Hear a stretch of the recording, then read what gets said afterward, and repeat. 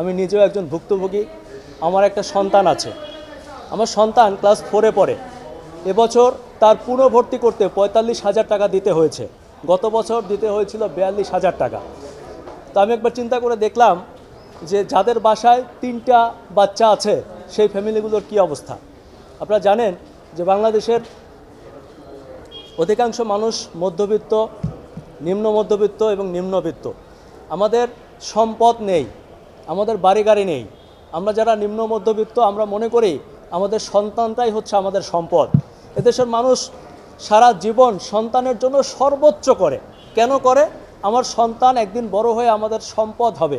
আমার সন্তান আমাকে শেষ বয়সে দেখবে, আমাকে খাওয়াবে, পড়াবে। যেহেতু আমার জমি জমা টাকা পয়সা সম্পদ কিছু করতে পারে নাই, আমার সন্তানটা আমাকে শেষ বয়সে দেখবে, আমি আমার সর্বোচ্চ দিয়ে মানুষ করতে চাই। আর ঠিক এই টেন্ডেন্সির কারণে আমাদের মধ্যবিত্ত নিম্ন মধ্যবিত্ত পরিবারগুলো একেবারে রাস্তার ফকির হয়ে যাচ্ছে তারা পড়াশোনা তো করাতে গিয়ে।